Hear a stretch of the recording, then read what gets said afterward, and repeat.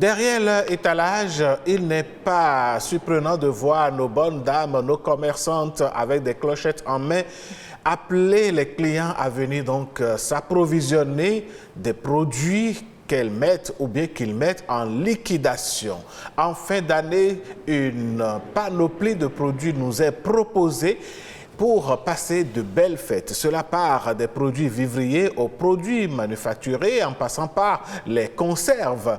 Mesdames, Messieurs, la question qui se pose est de savoir si ces produits ont toujours été de bonne qualité pendant ces fêtes de fin d'année. Les produits que l'on nous propose, est-ce qu'on peut se jeter là-dessus, acheter sans contrôle? Quels risques nous courons en n'ouvrant pas les yeux sur la qualité des produits offerts en cette période? Voilà l'objet de notre débat ce matin, Jennifer. Tout à fait, Alain. Et nous recevons, pour faire ce débat, justement, le président de l'association Bien-être et Survie du consommateur, M. Ernest Baguidi, qu'on ne présente plus. Bonjour. Bonjour, monsieur le journaliste. Bonjour, merci d'avoir accepté Baguidi. notre invitation. Oui. Alain, nous avons également fait appel à une revendeuse, Fatima Dissou. Si tout va bien, elle va nous rejoindre sur le plateau. Et au téléphone, l'Agence béninoise de la sécurité sanitaire des aliments est représentée. Nous allons dans quelques minutes joindre le directeur des contrôles à la BSSA, justement, M. Conrad Kamandozo. Merci Jennifer, voilà le décor planté. Monsieur le Président, est-ce que vous êtes déjà arrivé de faire un tour dans nos marchés pour acheter quelques produits de liquidation?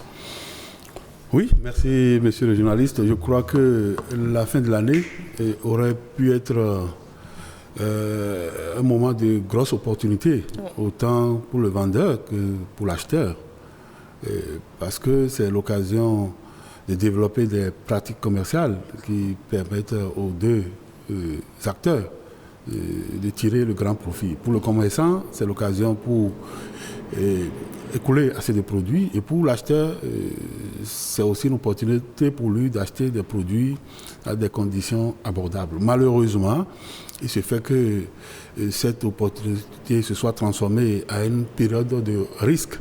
De risque en ce sens que ce soit les pratiques commerciales développées dans la période où les produits qui sont vendus dans cette même période, nous constatons qu'il y a assez de non-conformité en termes de pratiques et en termes de produits. Ce qui fait qu'aujourd'hui, le consommateur doit être très vigilant et pour plusieurs raisons. La première raison est qu'avec le développement d'ailleurs de l'industrie, il n'y a que certains producteurs et distributeurs indélicats qui ont l'esprit mercantile très développé, veulent à tout prix gagner de l'argent, profiter et abuser du consommateur. Le consommateur aussi, à cause de son pouvoir d'achat qui semble être un peu réduit, mais qui veut nécessairement se faire du plaisir, il arrive qu'il tombe dans des pièges qui sont tendus par ses partenaires qui sont les distributeurs. D'accord, mais est-ce qu'on est toujours à l'abri? Je prends un exemple, un consommateur qui veut acheter et qui fait très attention, qui contrôle les produits, les dates de péremption, mais qui est quand même trompé. Vous savez, certains revendeuses ont l'ingéniosité de changer par exemple des sacs de riz, des bidons d'huile et qui mettent ces huiles avariées, ces produits avariés dans des cartons tout neufs. Tout à fait. Je crois que le consommateur n'a pas la capacité, n'a pas la possibilité, n'a pas toute l'information qui lui permettra effectivement de relever ces écarts-là. Et c'est pourquoi il a été prévu que l'État mette en place des structures avec des agents assermentés qui se chargeront de faire la surveillance du marché. Et ces pratiques se font facilement parce que déjà en amont, on n'enregistre pas régulièrement les produits. Je prends l'exemple d'une boisson en canette qui est importée par un individu. S'il était connu, déjà à l'arrivée, on sait déjà le lot qu'il a importé, la date de péremption. Mais quand subitement, nous constatons sur le marché qu'il y a un autre produit et qui n'est pas déclaré, mais qui a une date de péremption avancée, on devrait se poser des questions. Et c'est ce contrôle-là qui ne se fait pas et qui justifie le fait que les gens aisément, quand ils constatent que la date de péremption est proche, ils se rangent quelque part, ils falsifient et ils redonnent une autre durée de vie à ce produit-là. Et le risque à ce niveau, il est à plusieurs niveaux. Et c'est pourquoi nous demandons aux consommateurs qu'en plus de ce contrôle-là qu'il faut faire, qui ne les dédouane pas, qui ne leur permettront pas de mettre la main sur la tricherie, il faut qu'au niveau de la qualité organoleptique, qu'ils soient vigilants. Et je prends l'exemple de la mayonnaise que nous connaissons. Nous connaissons la consistance de mayonnaise. Nous connaissons à peu près la couleur d'une mayonnaise. Et nous pouvons voir l'emballage d'une mayonnaise. Et quand vous voyez cette mayonnaise qui vire du jaune citron, par exemple, à une couleur blanche, alors que vous la connaissiez, jaune citron, et cette mayonnaise, au lieu d'être bien pâteuse, elle devient un peu translucide. Mais vous devez vous poser des questions. Il y a l'odeur, il y a le goût. Ça, c'est le consommateur qui peut l'apprécier. Oui, mais Monsieur le Président, oui. Quand vous dites ça, nous voici en période de fête de fin d'année. Le consommateur qui avait l'habitude d'acheter difficilement une seule boîte de mayonnaise, pour prendre votre exemple, se retrouve avec 3 boîtes, 4 boîtes, 5 boîtes de mayonnaise proposées pour le prix pratiquement d'une ou de 2. Pour lui, il fait une bonne affaire. Le commerçant argue qu'il veut juste liquider justement ses produits pour renouveler son stock. Dans cette ambiance, est-ce que le consommateur a le temps, la patience de vérifier ce que vous dites avant de s'approvisionner, de prendre ces 5 boîtes et de rentrer à J'avais dit tantôt que l'État, c'est l'État qui encadre le commerce. Et les pratiques dont vous parlez, comme liquidation, solde, promotion, c'est des activités qui sont bien encadrées. Avant que quelqu'un ne mette son produit sur le marché et qu'il veuille liquider, c'est qu'il a saisi le ministère du Commerce à travers cette direction technique pour prendre l'avis de ce ministère. Cela suppose que les agents du ministère sont allés vérifier la conformité du produit avant de donner cette autorisation. Donc ça permet déjà de protéger le consommateur. Je suppose que les gens ont contourné ce dispositif et ils ont mis le produit sur le marché. Mais vous aussi, consommateur, un produit que vous avez l'habitude d'acheter à 1000 francs, vous le retrouvez à 250. Et vous savez que le commerçant, son objectif, c'est la recherche de profit. Vous devez vous poser des questions. Est-ce qu'il est là pour perdre de l'argent, ou bien il est là pour gagner en termes de bénéfices? Monsieur Baguidi, je suis curieuse de savoir, quand vous parlez d'encadrement, est-ce que ça peut être une réalité? Je prends par exemple le marché d'Antokpa où il y a un grand nombre de revendeuses qu'on ne maîtrise pas toujours, des vendeuses occasionnelles pour les fêtes qui exposent justement ces mayonnaises, ces produits dont vous parlez. Est-ce que vous pensez qu'on pourra cerner toutes ces personnes? Non, on peut bel et bien le faire s'il y a la volonté. Parce que ceux-là, ils ne sont pas des fabricants. Ils sont allés chercher ces produits chez des grossistes. Et vous savez, c'est des gens qui n'ont même pas un capital. Elles vont chercher le produit le matin, elles vendent, elles prennent leur ristourne, elles redéposent le lendemain, elles reviennent. Donc, si on veut tracer ces gens-là, on peut bel et bien tracer.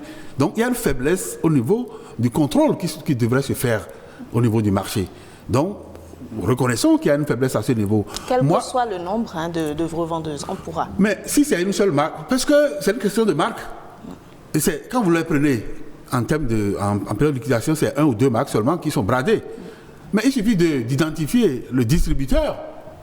Et vous aurez étouffé le crime dans son œuvre. C'est de cela qu'il s'agit.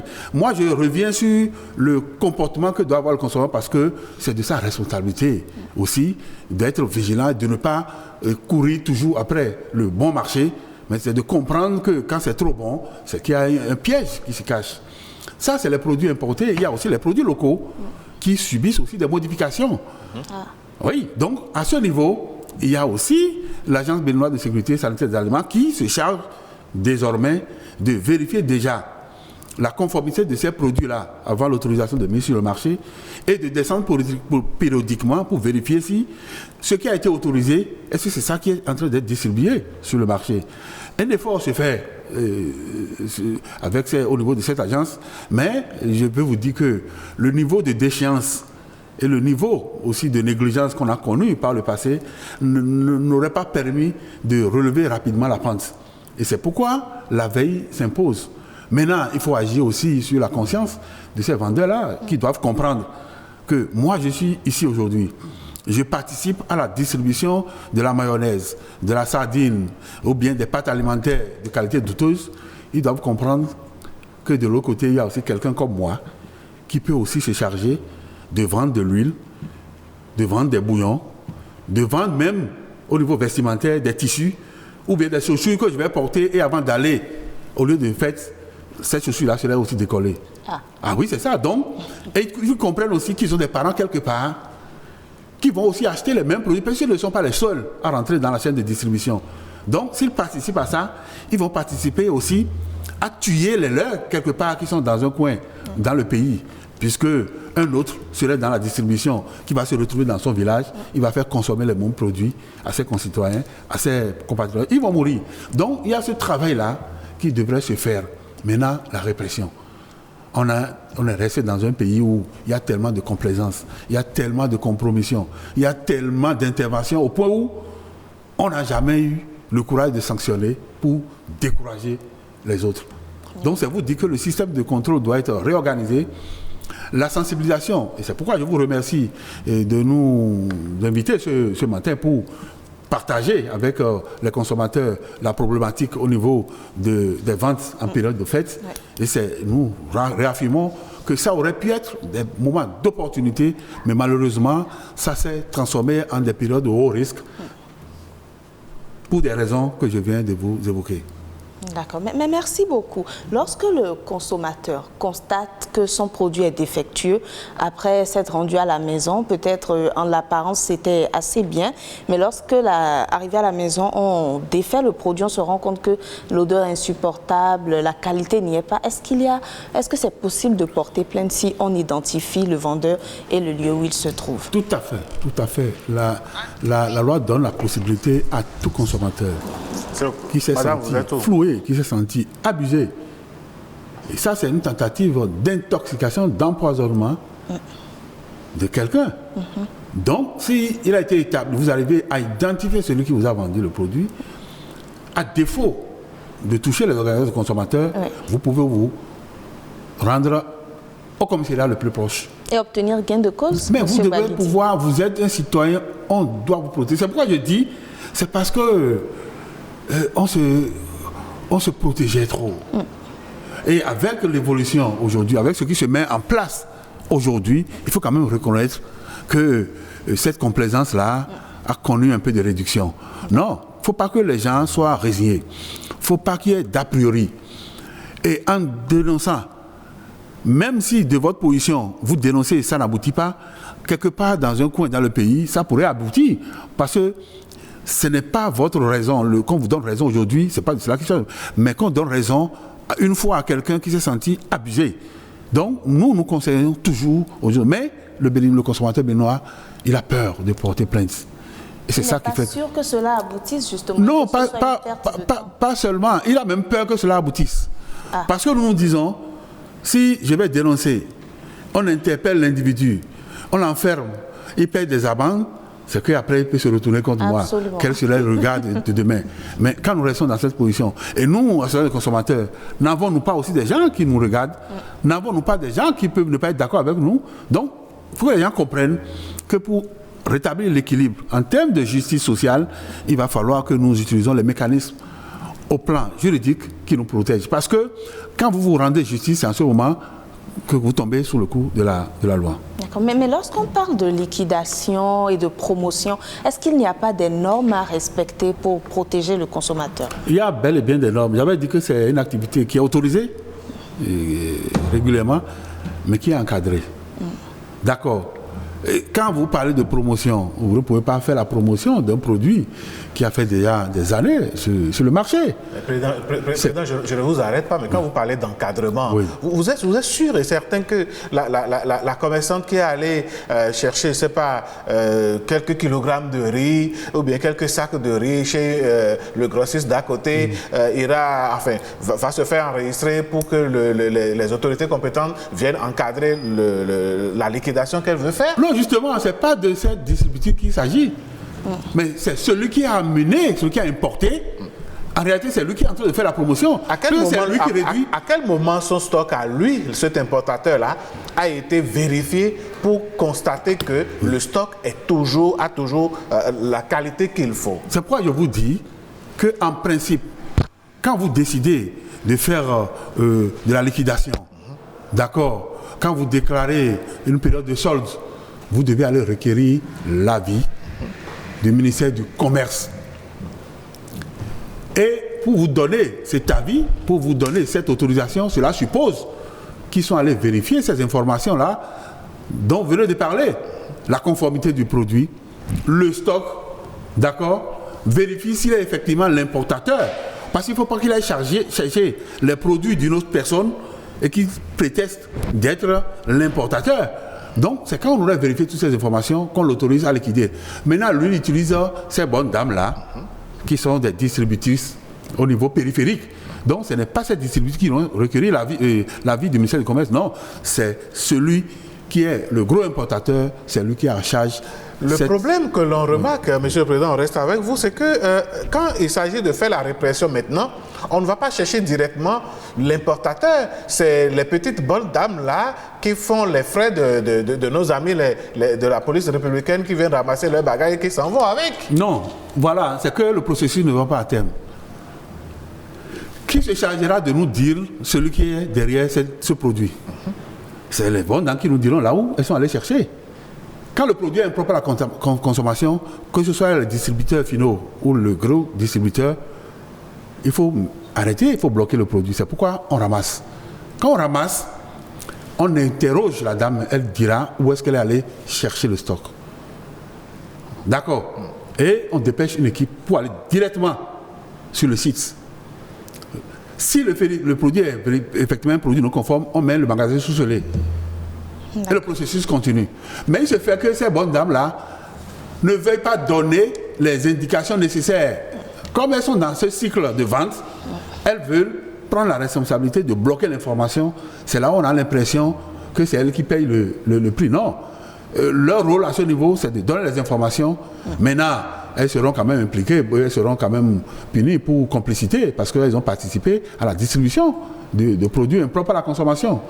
Donc, c'est vous dire que si on doit suivre le processus, évidemment, si ceux-là qui ont identifié les produits avaient pu suivre la responsabilité ou bien avaient le réflexe de nous saisir, nous, organisations de consommateurs, on ne pourra plus dissimuler ces produits. D'accord.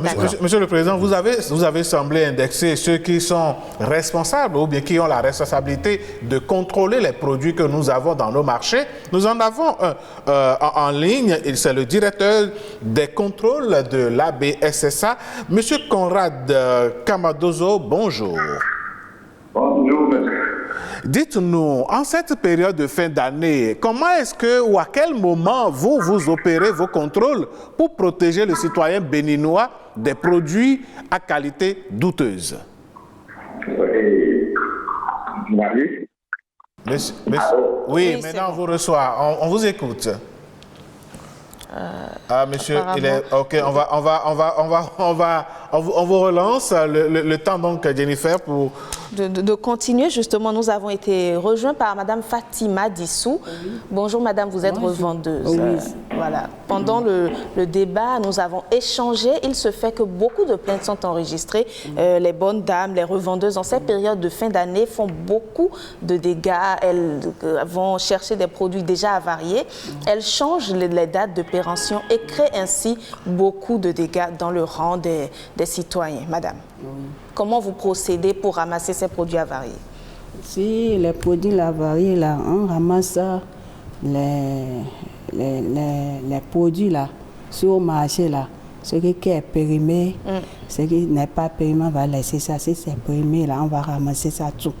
Non, mais on se rend compte que parfois, il y a des produits périmés que vous vendez quand même et que vous essayez de liquider très vite. Mais nous allons revenir, s'il vous plaît. Nous avons Monsieur Camadozo qui est revenu. Monsieur Camadozo, vous êtes en ligne.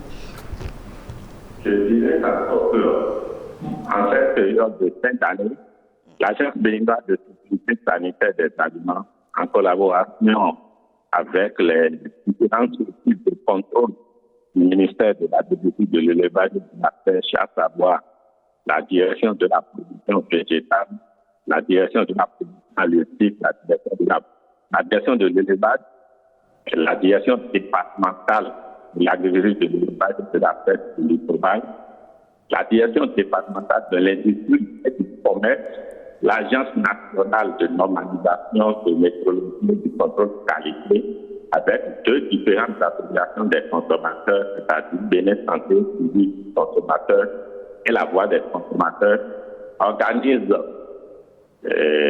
durant la période pour cette année 2021, elle va couvrir la période allant du 13 au 31 décembre 2021.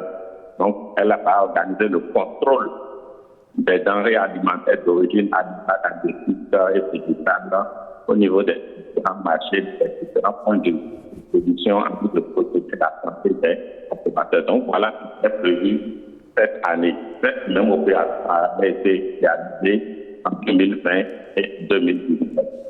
Oui, mais justement, ça, c'est ce qui est fait de façon classique. Et la preuve, c'est ce que vous avez prévu. Mais concrètement, tout au long de l'année, et plus précisément, lorsque les marchés commencent par être denses, puisque les populations vont chercher les produits, comment est-ce que vous faites ces contrôles-là des importateurs jusqu'aux dames revendeuses pour protéger la population? Pour protéger la population, ce n'est pas, comme je l'ai dit, ce n'est pas seulement en fin d'année que le contrôle est fait. Le contrôle est fait de façon systématique et des contrôles périodiques sont faits.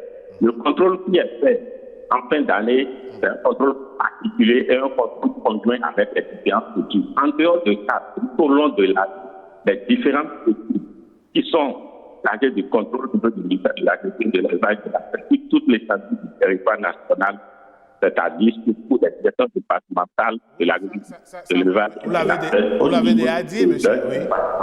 Font le contrôle de toutes les denrées alimentaires. Maintenant, en ce qui concerne l'importation des produits, tous les produits importés, tout importateur, avant d'importer son produit, doit demander l'autorisation d'importation au niveau de l'État. Après la demande de l'autorisation d'importation, une fois que les produits sont arrivés au niveau du port, il y a l'utilité du conteneur qui procède à l'ouverture des conteneurs. Et sans le récépissé du contrôle de l'ISSA, les produits ne sortent pas du port autonome de Cotonou. Donc il y a un contrôle physique également qui est fait au niveau des produits qui arrivent par le port. En dehors de ça, les différents produits transformés localement, il y a l'ABSA qui intervient également sur ce maillon avec les agréments, les autorisations de production et les autorisations de mise sur le marché. Il y a tout un processus qui est fait avant que le produit ne soit autorisé pour être sur le marché. Les impressions sont faites, les prélèvements de champignons sont faits également et envoyés afin d'analyser les paramètres physico-chimiques et microbiologiques de ces produits. Et c'est le résultat complet de cette inspection et de ces résultats d'analyse qui donnent droit ou non à l'autorisation de marché en fonction des résultats qu'on a par rapport aux différents critères d'acceptabilité de ces paramètres. Donc voilà un peu comment le travail est fait tout au long de la mission. Ce n'est pas uniquement en fin d'année que le travail est fait. Ce qui est fait en fin d'année, c'est un contrôle conjoint. C'est la particularité de ce qui est fait en fin d'année. D'accord. Mais Monsieur Kamadozo, est-ce que quelque part, il y a une faille dans le système parce que sur le marché, même si cela n'est pas très fréquent, surtout... Oui, Monsieur Kamadozo. Oui. Est-ce que quelque part, il y a une faille dans le système parce que ces produits avariés sont d'une façon ou d'une autre toujours présents, même si cela est contourné? Pardon? Oui, on se rend compte qu'il y a quand même des produits avariés, même si les contenants sont changés. Oui, il y a des produits avariés. Oui, beaucoup de ces contrôles, on ne se limite pas juste à contrôler. On ne se limite pas juste à contrôler. On passe même à la répression à des saisies. Quand on constate ces cas, par exemple, je peux vous donner quelques trucs. Le contrôle conjoint qui a été fait tout dernièrement en 2020, par exemple, il y a une catégorie d'affaires qui ont été contrôlées avec 789 établissements. Et les produits spécifiquement contrôlés, il y a de cela un an, concernent les céréales, les farines, les boissons, les eaux, les viandes et poissons congelés, les laits, les produits laitiers, les huiles alimentaires, les beurres, mayonnaise, etc. Et en matière de saisie, il y en a suffisamment, aussi bien des produits solides, des produits liquides. Et il y a des consignations également qui ont été faites l'année passée. Donc, quand on constate les produits avariés après, à l'étude d'un contrôle plutôt, ce n'est pas que les boissons croisées ou bien les produits aux opérateurs qui ont une saisie qui est occupée et des institutions qui est faite en collaboration avec le ministère d'État de développement durable. Donc, c'est pour, dans le but toujours d'éviter que nos opérateurs, certains opérateurs qui ne sont pas d'emploi, mais profitent de cette surtout période de fête, mettre sur le marché ces produits avariés. Un attente particulier est fait par rapport à ce contrôle en fin d'année. Donc voilà un peu. D'accord. Merci beaucoup, Monsieur Kamadozo. Merci. Nous revenons au plateau. Beaucoup de choses ont été dites à l'heure. Absolument. Alors, madame, souvent, c'est vous qui faites les frais de la répression quand les contrôles descendent dans les marchés. Ah oui. Mais est-ce qu'il vous arrive, vous-même, à votre niveau, d'exiger d'avoir des produits de bonne qualité pendant cette période de liquidation? Non, non. C'est pas... Ou bien vous achetez seulement ce que vous trouvez? Oui, au marché là. Dès que chez ça les marche Chinois, seulement? chez les Indiens. Pourquoi vous ne contrôlez pas la qualité? Des fois on contrôle, des fois on ne contrôle pas. Des fois on dit il faut acheter ça, c'est diminué un peu. Si tu veux acheter 4 conteneurs, 40 paquets, par exemple, avec 50, avec 60, on diminue. Au moins 15 000, on dit 14 000. Tu vas gagner 1000 francs. Tu vas vendre ça à un autre encore. D'accord. Au moins 50, au moins 60. Lui va prendre l'argent. Après, on va contrôler ça. Si on veut contrôler ça, lui refuse en même temps. Lui, donc, les grossistes qui vous vendent ça n'aiment pas que vous contrôlez. Contrôle. Pour rentrer à la maison, pour fond là-bas, là. L'Indien, là, il ne veut pas contrôler ça. Il dit qu'il reste au moins 2 jours, 4 jours, 5 jours. Ah, pour que cela soit varié. Monsieur le Président, vous étiez au parfum de ces informations? Non, je crois que c'est ce que je viens de vous dire. Et c'est pourquoi il dit que c'est le distributeur, le grossiste qu'il faut interpeller. Cette dame, de quelle expertise elle dispose pour faire un contrôle approprié? Ce n'est pas possible. Et ça fait les formes de contrat aussi. On favorisait ça. Est-ce qu'aujourd'hui, un pharmacien peut se permettre de vous vendre un médicament périmé? Simplement parce que, quand c'est périmé, il a la possibilité de retourner au laboratoire. Chez cette dame, pourquoi elle veut le vendre à tout prix? Quand elle va acheter, c'est avec son argent. Quand ça, enfin, elle n'arrive pas à vendre, là, c'est elle qui perd. Une politique commerciale pour réduire qui ne favorise pas la surveillance du marché. Et c'est pourquoi, pour protéger cette dame-là et protéger le consommateur, l'État a l'obligation d'aller vérifier ce qui se passe chez le grossiste. Mais pourquoi alors le grossiste fait sa loi? Il dit, vous n'aurez pas à contrôler, il reste 2 semaines, 3 semaines, même quelques jours pour que ce produit soit périmé. Il fait sa loi parce qu'il a acheté son petit pouvoir. Sinon, il ne peut pas. Dans quel pays vous allez voir quelqu'un qui vient vous imposer un produit impropre à la consommation? À quel prix? Donc, si les structures régaliennes ne font pas le travail comme il se doit, cela va de soi que cette triche-là continue. Mais toutes les fois que nous avons l'information, on ne laisse pas passer. Je ne dis pas que ces structures ne jouent pas leur rôle, mais comme vous l'avez dit, il reste encore assez d'efforts à faire. D'accord. Nous avons des concitoyens béninois qui se sont exprimés sur la question. Voici leur avis dans cette Vox Pop réalisée par Claude Adigblé. Ça nous arrange, c'est un plaisir. Le problème est que la majorité des choses qu'on vend, c'est... tu trouves des choses bien, tu trouves ce qui n'est pas bon. Et les imitations, il y a plus d'imitations que l'original. Bon, que des liquidations, dit pas très bonne qualité, on le sait, mais par rapport à ce que tu dépenses, tu as quand même quelque chose d'acceptable, je peux dire. Donc on ne peut pas dire que c'est une très grande qualité, mais c'est quand même un truc que tu peux utiliser pendant un bon moment, donc c'est pas mal pour nous tous.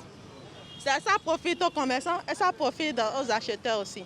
Bon, les pneus, souvent, sur les pièces, il n'y a pas de liquidation sur les pièces parce que les gens achètent et les gens exportent et ils font des dépenses sur les produits. Donc, je ne crois pas qu'il y aura de liquidation sur ça. Quand vous parlez de pièces, vous faites allusion à quoi? Bon, il y a des pièces à moto, des pièces, surtout des pièces à moto. Oui, et puis c'est tout, oui. Il n'y a pas de liquidation sur ça? Non, il n'y a pas de liquidation sur ça. C'est pour ça qu'il n'y a pas, on ne peut pas avoir de liquidation sur ça là quand même. Dans tous les autres pays bien organisés, ces périodes de liquidation sont bien organisées et à date fixe que tout le monde connaît. Si bien que tout le monde en profite et ça ne contribue pas à une certaine concurrence déloyale. Parce que, étant donné qu'il y a un jour, il y a des jours que tout le monde peut observer, tout le monde peut prévoir ce qu'il peut mettre au rabais sur le marché et qui a le droit de mettre au rabais. Parce que quand je dis qui, je pèse bien mes mots parce que l'une des clauses de la réglementation commerciale ne permet pas certainement à nos frères expatriés qui sont des grossistes et semi-grossistes de vendre en détail. Or, tout le monde, au moment où on décide de vouloir mettre en délication un produit, tout le monde s'y met, même le grossiste et le semi-grossiste.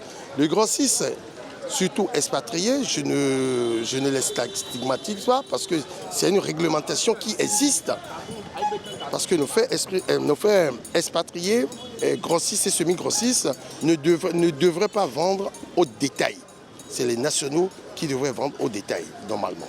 Alors, pendant ces périodes, le grossiste qui aura vendu, par exemple, à 10 000 francs un produit au demi-gros ou en gros, se permet, en liquidation, de vendre ce même produit au détail pratiquement à 9 500. Bon, comme conseil, c'est de sortir, de profiter de la liquidation de fin d'année, comme nous tous, et de voir à peu près par rapport à ce qu'ils ont dans leur poche, ce qu'ils peuvent acquérir pendant cette liquidation-là. Eh oui, mesdames, messieurs, c'était la Vox Pop, Jennifer. Nos invités ont suivi. Ils ont suivi. Nous avons eu beaucoup d'avis. Hein. Les consommateurs sont pour la plupart contents. Madame Dissou, on dirait bien que vous avez plus de clients quand vous diminuez les prix comme ça. On diminue les prix. Hein. Et les gens viennent ici, s'intéressent, mais ils n'ont pas le temps de contrôler la qualité, malheureusement. Monsieur... Quelques jours, 2 jours, 3 jours, soit une semaine. D'accord. Donc, après, avant la péremption. Corned-beef, sardines, sucre. Ok. À peu près comme ça. Et une semaine. Ce sont les produits qui sont liquidés le plus, ça. Et leur date de péremption varie entre 2, 3, 4 jours et une semaine. Une semaine. D'accord. Et vous trouvez des clients qui prennent ça? Oui, en même temps. Mais quand ils prennent ça, quelle garantie vous avez qu'ils ont consommé ça en une journée ou en 2 jours ou en une semaine? Ou bien ils achètent et puis bon, le reste, ça fait leur problème à la maison? À la maison. Il faut vite manger ça. Monsieur le Président, vous avez du boulot apparemment. Non, c'est pour dire que c'est... Vous voyez cette dame-là qui a dit que c'est un moment... Ça aurait pu être des moments d'opportunité. Mais elle exhorte beaucoup de personnes à imiter. Il y a un peu d'ignorance dedans, elle ne sait pas exactement ce qu'elle achète. C'est en temps normal qu'on peut donner ce genre de conseils. Le mal est allé au point où ceux qui font même des tontines appelées la dogbella, c'est des clients potentiels de ces moments-là. Eux, ils vont acheter ces produits-là dont la date de péremption est proche, alors qu'ils ont pris l'argent du produit normal chez les contributeurs. C'est une bonne affaire pour eux. Voilà. Alors qu'ils ne savent pas pendant combien de temps la personne... Mais, comme je l'ai dit, la surveillance du marché relève de l'État. On dit quand vous fermez et vous protégez votre aliment, la souris et le rat... Voilà. Donc c'est de cela qu'il s'agit. Donc c'est vous dire que dans des pays organisés, les périodes de solde liquidation existent. Mais c'est le produit conforme qu'on connaissait, qu'on vient liquider. Le prix baisse. Parce que, avec la même qualité. Avec la même qualité. Parce qu'il y a une nouvelle saison qui arrive. Il y a une innovation, il y a d'autres modèles qui sont venus. On veut sortir l'autre du stock, on veut déstocker. c'est ça. Mais ce n'est pas ce qui vient d'être fabriqué avec une qualité mauvaise ou bien une petite qualité qu'on vient liquider.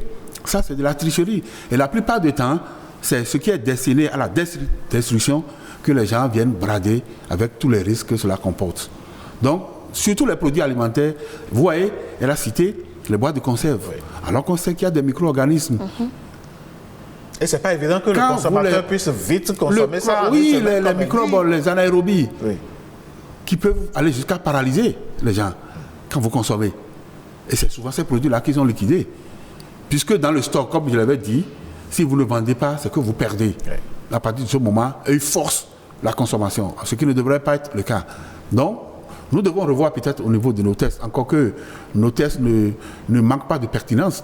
C'est la mise en application qui pose problème. Et c'est à ce niveau qu'on doit jouer aussi sur la conscience du consommateur qui doit comprendre que celui qui n'a pas les moyens doit aller rechercher la qualité, qui devrait être pour lui un impératif. Parce que vous achetez à peu de frais, vous vous retrouvez à l'hôpital, c'est pour sortir tout ce que vous avez comme réserve. Si vous vous en tirez d'affaires, sinon vous pouvez aussi perdre votre vie. Absolument. Et c'est ça qu'il faut voir. Donc moi je dis, et ces dames qui distribuent, qu'elles comprennent aussi. C'est vrai, les gens sont venus acheter, elle a vendu.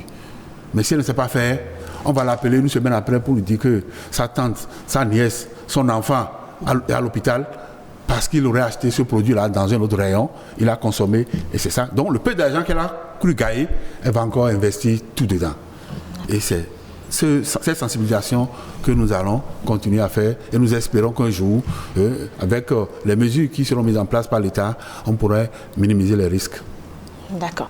Alors, Madame Dissou, quand vous vendez ces produits-là, vous êtes également, je dirais, un peu dérangé par la police qui contrôle. Est-ce que ça ne vous pousse pas les prochaines fois à insister auprès du distributeur et à contrôler vraiment? Est-ce que vous arrivez même à reconnaître les produits qui sont avariés? Non, c'est parce que les gens qui nous vendent ça, ils nous ont appelés.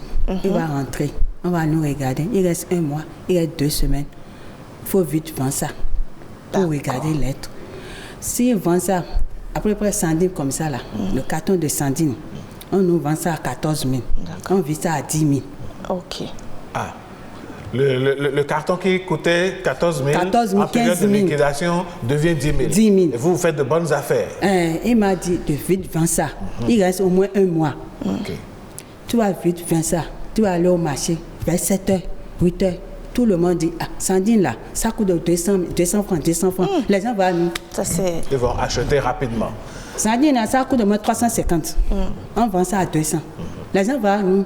Oui. Ils vont acheter. Ils vont acheter. Eux, le lait là, agent dans le lait là, tu vas acheter au moins 300 francs, on vend ça. Agent lait, nous vend ça à 18 000.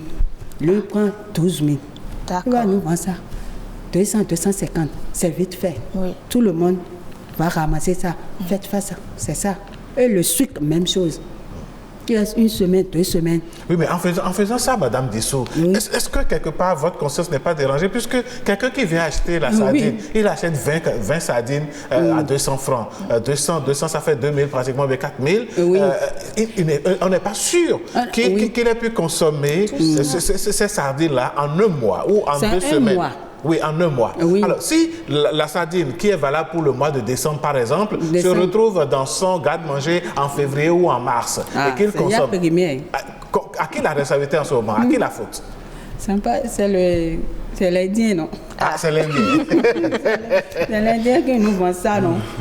Monsieur le Président, vous voyez jusqu'où le mal est parti? Non, est-ce que vous l'écoutez très bien? Absolument. Est-ce que vous n'êtes pas dérangé? Bien sûr, il y a un problème. C'est une réalité. Il dit qu'un Indien vient nous imposer un produit impropre à la consommation dans notre pays. Qu'est-ce que cette dame-là peut? On n'a pas toutes les informations. Elle n'a pas tout, et puis elle est assujettie là. Oui. Donc ce n'est pas d'elle qu'il s'agit. Vous allez beau sensibiliser les dames, vous la reverrez toujours. Absolument. Parce qu'elle recherche l'intérêt. Attendez, pour un carton de 18 000 qui se retrouve à maintenant, 12 000. celui qui a l'information et qui sait bien que ce qu'il fait là est à la limite criminelle et qui agit dans un état et qui n'a pas peur, c'est là où vous allez vous poser pour dire mais qu'est-ce qui se passe? Qu'est-ce qui nous arrive? Celui-là, il paye combien dans la caisse de l'État pour qu'on l'autorise, qu'on lui permette de tuer la population béninoise? Pour les consommateurs, quel conseil vous leur donnez? Non, moi, comme je vous ai dit, elle a dit, quand les gens trouvent le lait à 200, ils se jettent dessus. On peut dire qu'ils sont pauvres, non, mais la pauvreté ne justifie pas ça. Maintenant, comme nous savons que nous sommes pauvres, j'aurais préféré qu'on empêche ces populations d'accéder à ce produit. Le temps de les sensibiliser. Parce que, à cause de leur vulnérabilité, ils seront toujours attirés vers le bon marché. Cette dame doit comprendre que gagner de cette façon, le problème de conscience peut exister, mais devant cette vulnérabilité, elle oublie qu'il y a un crime derrière. Donc, c'est ensemble, nous allons continuer. J'espère que vous allez organiser ces genres de plateaux et nous allons l'utiliser pour sensibiliser toutes les parties. Merci beaucoup, monsieur le Président. Le temps qui nous est imparti est complètement terminé. Madame Dissou, si vous voulez conclure, qu'est-ce que vous avez à dire pour finir cet entretien? Je vais dire, les gens qui nous vendent, les Indiens là, les Chinois là, les trucs là, qui nous vendent ça, de regarder avant de nous vendre ça. Si nous vendons ça au moins 18 000 francs, nous-mêmes, on va vendre ça à 350. D'accord. Maintenant, si nous vendons à 10 000, à 12 000, nous vendons ça à 200 francs. Ah oui. Pour liquider. Et le macaroni, on vend ça à 600 francs. Maintenant, on nous vend ça, le carton là, 15 000. On nous vend ça à 150 francs. D'accord. Voilà. Lorsqu'on suit votre logique, si vous insistez pour payer celui de 18 000, il y a peut-être votre sœur à côté qui prend celui de 10 000 et qui... voilà, donc le problème est réel. Monsieur Baguidi, pour finir rapidement, le temps est parti. Non, je crois que nous allons demander aux consommateurs de garder la vigilance. Nous allons demander à l'État de renforcer les dispositifs de surveillance. Et je crois que progressivement, nous allons parvenir. Et c'est pourquoi nous allons demander que nos pays développent l'industrie locale, ce qui nous permettra d'éviter ces genres de situations. Eh bien oui, mesdames, messieurs, on aura fait un tout petit peu le tour de cette affaire et vous comprenez désormais qu'il ne faut pas liquider votre santé. La période de fête, elle est bien, il y a des bonnes actions, il y a de bonnes opportunités, mais ouvrons l'œil à ne pas acheter des produits qui vont nous emmener demain à l'hôpital, puisque nous, on a envie de vous retrouver demain justement.